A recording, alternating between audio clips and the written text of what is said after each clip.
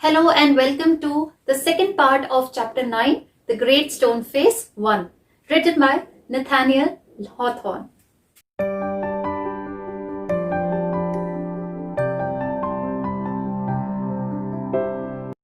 In the last session, we read that the main character of the story, Ernest, was living with his mother in a village where there was this great stone face which was made by the nature. It was formed on the perpendicular side of a mountain with the help of huge rocks which had come together and which looked like a man's face from sideways. Ernest, like all other villagers, believed in the prophecy that someday a man would come who would resemble this stone face and he would be the kindest and the noblest man living on the earth. Ernest was a very helpful and a kind boy who helped his mother in all the chores of life. He grew up into a very diligent, dutiful, and a quiet person who was very thoughtful by nature. He grew a kind of fondness for this great stone face. And one fine day, there was this rumor in the village which said that a person named Gathergold, who had left the village long back, a few years back for his business sake, was coming back to the village. And he believed to have a resemblance with the stone face. But sadly, Ernest did not find that resemblance in both the faces. He felt that stone face looked so kind and quiet, but Gathergold's wrinkled face, old face, looked so unpleasant. So he could not match and be convinced that Gathergold was the one who's going to make this prophecy true. This is where part 1 ends, and now let's start reading and the explanation of part 2.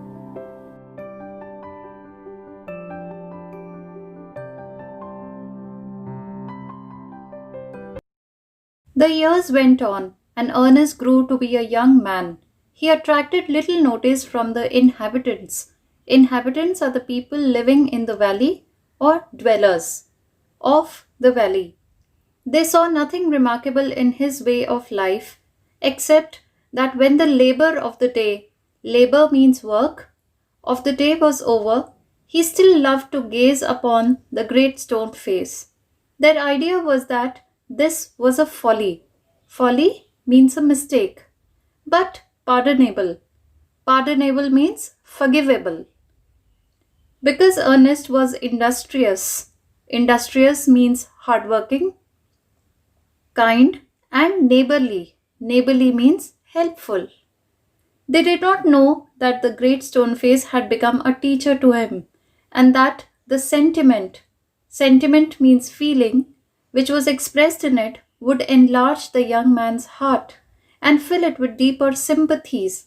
Sympathies are the feelings of sorrow, approval, or understanding than other hearts. They did not know that from this would come a better wisdom than could be learnt from books. So years went by and Ernest grew into a young man. People of that valley did not see anything remarkable in him, except for the fact that after his day's work, Ernest used to sit and just gaze at that stone face. People thought that it was a big mistake, but this mistake of Ernest was often forgiven because he was a very hardworking, kind, and helpful man. And others did not know that this great stone face had become a teacher to Ernest. And the feelings which the stone face was putting inside Ernest's heart was making him a large-hearted man, and it was filling lot of sympathies inside his heart as compared to other people. They also did not know that by doing this, Ernest will gain better wisdom than he could have gained it from any books in this world. Neither did Ernest know that the thoughts which came to him so naturally in the fields and at fireside were of a higher tone than those which all men shared with him. A simple soul, simple as when his mother first told him the old story. He beheld means saw, the marvelous face looking down the valley and still wondered why its human likeness was so long in coming. By this time, poor Mr. Gathergold was dead and buried. His wealth, which was the body and spirit of his existence, had disappeared before his death. Since the melting away of his gold, it had been generally agreed that there was no great likeness, after all, between the ruined merchant and the majestic face upon the mountain. And just like the other people, Ernest was also unaware of the fact that whatever he was doing, considering Stoneface as his teacher and as his guide, was actually turning into a kind man who was superior than many of all the other men with whom he shared his life. Ernest was a very simple soul. He was as simple as when his mother had first told him the story. And he looked at this marvelous face every day, wondering how much time that human likeness was taking to come to the valley. When Ernest grew up, by then Mr. Gathergold had been dead. And long before his death, Mr. Gathergold had lost all his gold and wealth. And then finally people realized then how can there be a great likeness between this ruined merchant, the merchant who has lost all his wealth, and the majestic face which overlooked the valley upon the mountain. It so happened that another son of the valley had become a soldier many years before. After a great deal of hard fighting, he was now a famous commander. He was known on the battlefield by the name of Blood and Thunder. Old and tired now, he had lately expressed a desire to return to his native valley. The inhabitants, his old neighbors, and their grown up children prepared to welcome the renowned commander. Renowned means famous. It was being said that at last the likeness of the great stone face had actually appeared. Great, therefore, was the excitement throughout the valley, and many people who had never once thought of glancing at the great stone face, glancing means looking, now spent much time in gazing at it, for the sake of knowing exactly how General Blood and Thunder looked. Now it so happened that there was another person who lived in a valley and had left long back to become a soldier. And after a lot of fighting and gaining fame and recognition, he was now a commander in army. He was also known as Blood and Thunder. This was the title given to him in the battlefield. Now Blood and Thunder was old and tired and he wanted to return to the valley. So there was much excitement amongst the people of the valley, his old neighbors, their grown up children, that they believed that there was likeness of that great stone face and the general Blood and Thunder. And now those people who never cared to even look at the great stone face were staring at it just to know how General Blood and Thunder would look. On the day of the general's arrival, Ernest and all other people of the valley left their work and proceeded to the spot where a great banquet had been prepared. Banquet is a feast. Soldiers stood on guard, flags waved, and a crowd roared. Ernest was standing too far back to see Blood and Thunder's face. However, he could hear several voices. "It's the same face, exactly!" cried one man, dancing for joy.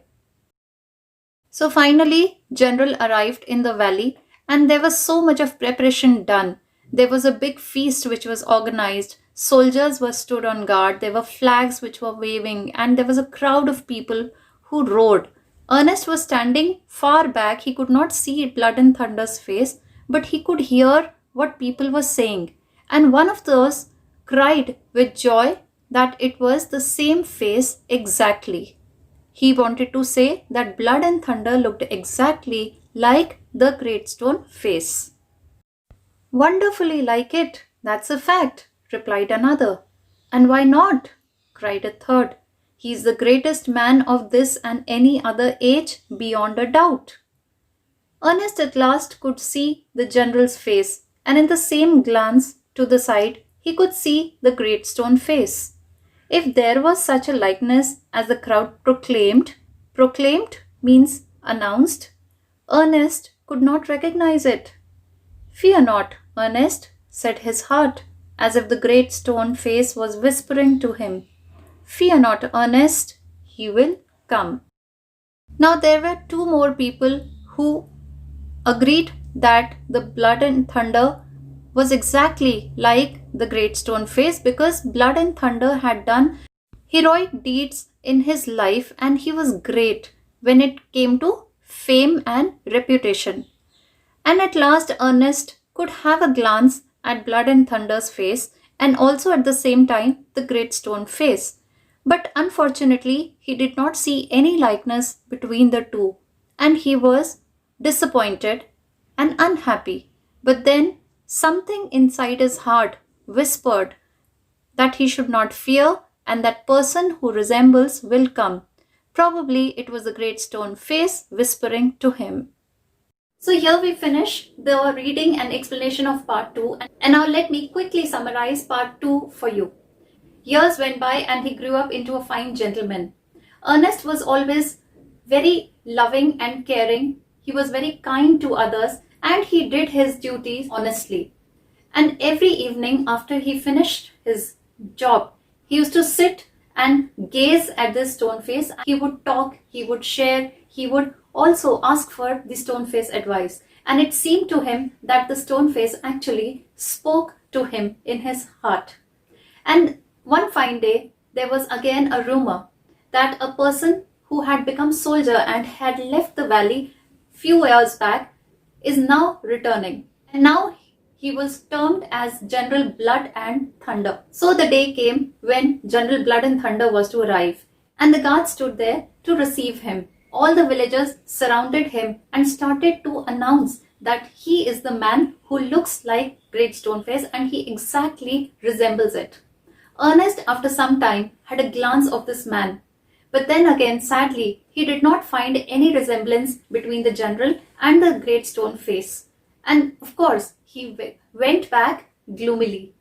But there were these words which rung in his ears. Don't worry, Ernest, he will come. And these words were spoken by the stone face inside Ernest's heart. And Ernest carried on with his everyday chores, with this confidence inside him that someday the man who resembles the stone face would come and he will be the kindest and noblest man living in his time and age. This is where part 2 ends and this is where chapter 9 ends. So what's the moral of the story? The moral of this story or this chapter is drawn from the life of Ernest. Ernest was an honest, kind, compassionate man who helped others in whatever way he could. He helped his mother, he helped other people in the village. So the purpose of human life is also the same. It is to be compassionate. It is to share with others. It is to care for others and be kind to people who require your help. And in this way, Ernest teaches us how to live our life. With this, I end my session, and in my next session, we will discuss the summary and the question answers of this chapter. So till then, take good care of yourself and be happy.